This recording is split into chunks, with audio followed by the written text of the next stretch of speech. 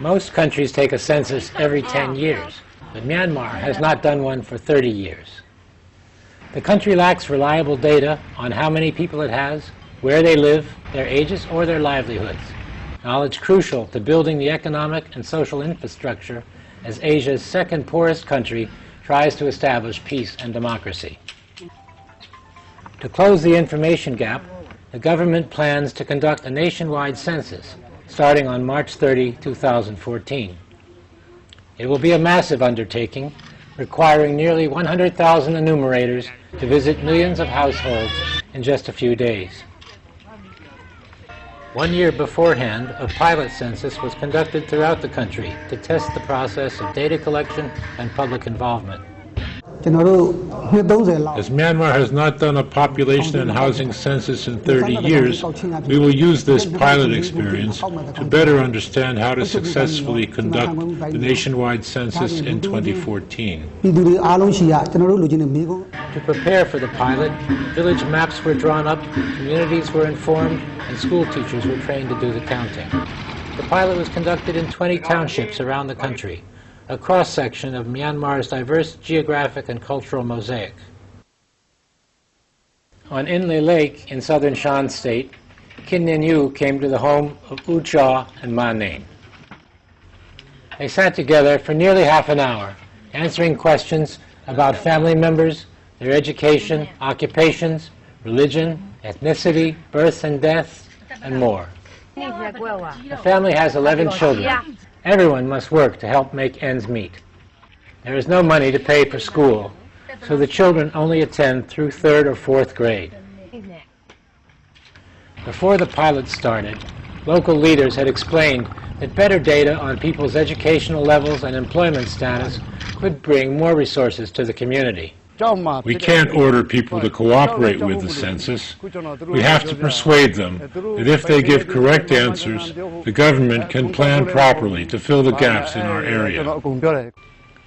In a country emerging from military rule, officials recognize that some people may be wary of authority. To avoid sensitivity about uniforms, we have asked the administrative staff to wear civilian clothes. We also explained to people that the census has nothing to do with taxes. Planners are working hard to learn as much as possible from the pilot census in order to improve the procedures. At the end of each day's counting, enumerators reviewed their experience and reported to officials. Some experiences were profound. With the help of a local translator, Sandar Win interviewed families in a village near her hometown of Loika in Kayas State. She was deeply moved by the poverty she found.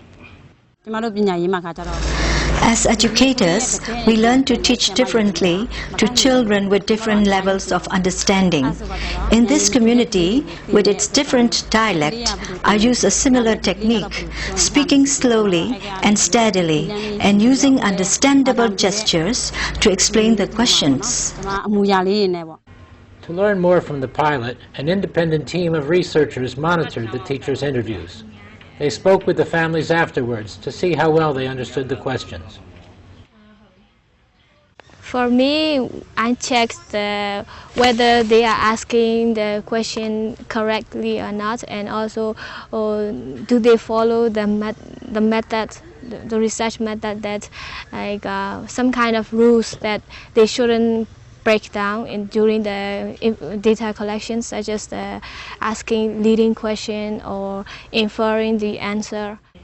UNFPA, the United Nations Population Fund, deployed the monitoring team to help the government learn as much as it can from the pilot exercise.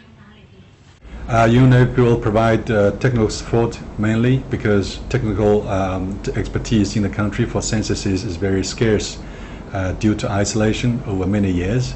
And UNFPA will also help the government in terms of mobilizing the financial resources that are needed for completing the census. International support will be critical to conducting a census that counts everyone, boosts Myanmar's development, and gives hope to its poorest people. Yangon motorcycle taxi driver Lang Ko Ko Ong, 22, and Kin Tae Luin, 19, haven't gotten much except hope. Hope that life will be better for their two sons. I'm trying to save money from my job. We want our children to be able to go to school when they grow up. For UNFPA, this is William A. Ryan reporting from Yangon.